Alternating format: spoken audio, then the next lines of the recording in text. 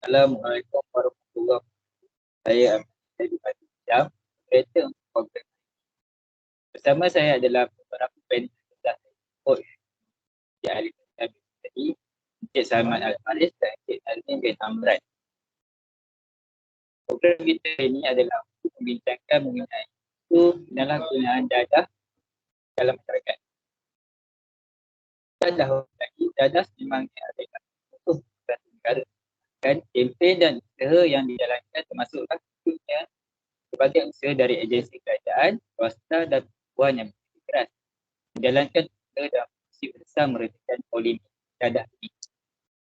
Acap kali slogan lebih baik dekah kehormatan tetapi selagi mana tidak diterima dan dirasa bertanggungjawab untuk bersama-sama memastikan gejala dadah itu berkeras, maka selagi kita akan tetap ada dalam negara kita.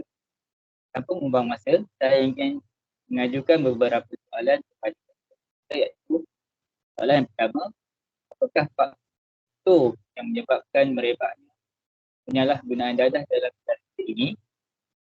Banyak faktor yang menyumbang kepada penularan dadah. Antara faktor yang paling popular, bahkan statistik sendiri menunjukkan bahawa pengaruh kawan adalah punca utama seseorang itu terjebak dengan penyalahgunaan dadah.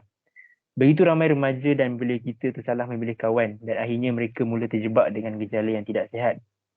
Ibu bapa yang tidak mengawal pergaulan anak-anak juga menjadikan anak-anak itu mudah mendengar nasihat kawannya berbanding ibu bapanya sendiri. Pihak ibu bapa, sekolah dan masyarakat sekeliling perlu mempunyai sifat tanggungjawab yang tinggi bagi membendung pengaruh negatif menyelubungi remaja dan belia kita. Faktor yang seterusnya adalah persekitaran yang tidak sihat. Bermaksud suasana kawasan yang membentuk tabiat seseorang manusia sama ada menjadi baik atau buruk. Faktor ini perlu dititik beratkan oleh para ibu bapa, terutamanya di dalam memilih tempat kediaman.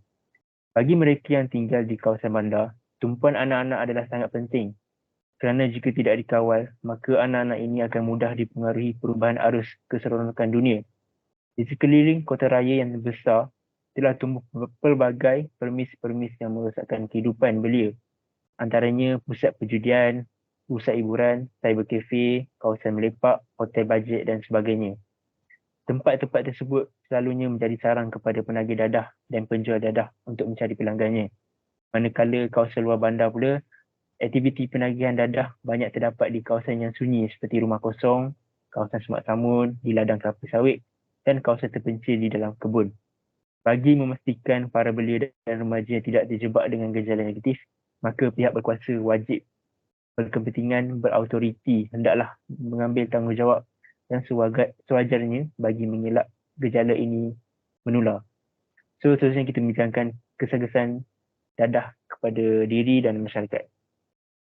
Jika ditelusuri, dadah ini adalah bahan yang disalahguna oleh individu bagi mencari keseronokan sementara meskipun berakhir dengan penderitaan yang tidak terduga. Bahan yang asalnya digunakan dalam perubatan untuk memberi manfaat tetapi berhujung mudarat sekiranya dimanipulasi untuk kepentingan diri.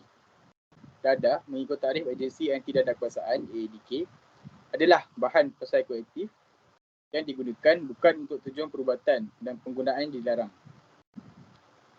Bahan ini juga boleh menyebabkan pergantungan secara fizikal dan psikologikal serta toleran yang meningkat kepada penggunanya.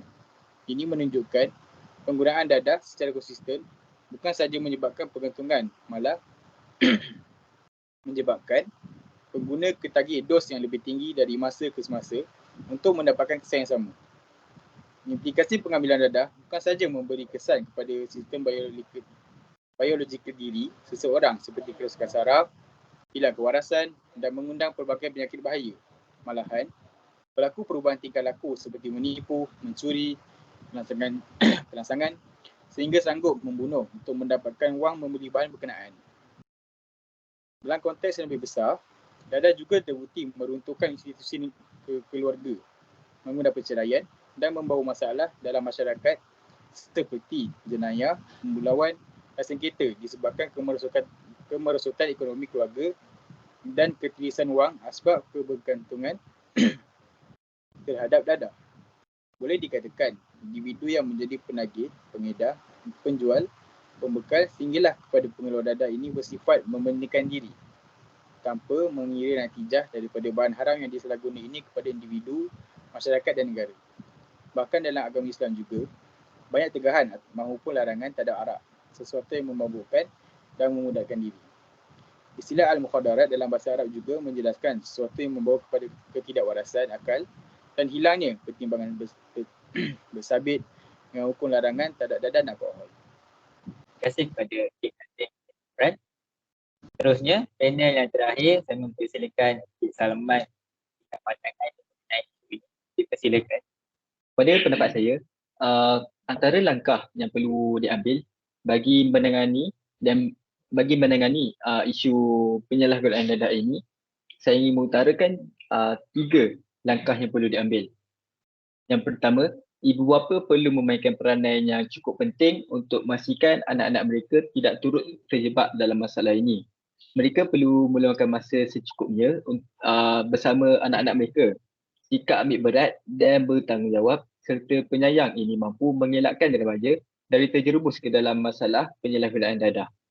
Selain itu, ibu bapa juga perlu menyediakan segala keperluan dan pendidikan baik yang formal maupun yang tidak formal dalam usaha membendung anak-anak mereka dan terjebak ke perangkap penyalahgunaan dadah ini. Langkah yang kedua, pendidikan pencegahan penyalahgunaan dadah di sekolah merupakan langkah awal untuk membendung penyalahgunaan dadah dalam kalangan remaja. Seandainya tidak dibendung, masalah ini akan terus mengancam dan menggugat kesejahteraan negara. Pendidikan pencegahan pada dasarnya bertujuan untuk mendidik di samping memberikan maklumat untuk menyedarkan remaja mengenai bahayanya penyalahgunaan dadah ini sebelum ianya terlambat. Pak kata pepatah, meluntur buluh biarlah dari rebungnya. Sudah tentu kita tidak ingin melihat remaja terjerumus ke dalam jurang kehinaan ini. Peranan pihak sekolah dalam membanteras masalah ini amatlah penting. Langkah yang ketiga, pihak kerajaan dan juga badan bukan kerajaan boleh memainkan peranan dalam usaha mengurangkan penyalahgunaan dadah.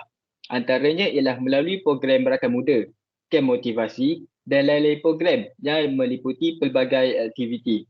Hal ini demikian kerana melalui pelbagai aktiviti ini, remaja dapat memenuhi masa senggang mereka dengan aktiviti yang lebih berfaedah. Pihak kerajaan juga boleh mengadakan kempen anti dadah dan menyiarkan melalui media massa. Undang-undang dan hukuman bagi kesalahan penyalahgunaan dadah dan mengedar dadah hendaklah diketatkan bagi menggalakkan masalah ini terus berleluasa. Antara agensi yang berkaitan adalah Agensi Anti Dadah Kebangsaan ataupun AADK perlu memperkemaskan jentera mereka memantau bekas penagih agar mereka tidak kembali menagih dadah pada masa akan datang. Sekian daripada saya langkah yang perlu diambil untuk menangani isu yang hangat ini. Baiklah, terima kasih untuk panel-panel kita pada hari ini kerana telah memberikan banyak maklumat dan pandangan berbeza untuk program kita hari ini. Baiklah, sampai di sini saja program kita pada hari ini. Terima kasih untuk terus terlibat dalam program kita pada hari ini. Dan wabillahi taufiq wal hidayah. Wassalamualaikum warahmatullahi wabarakatuh. Terima kasih. Bye.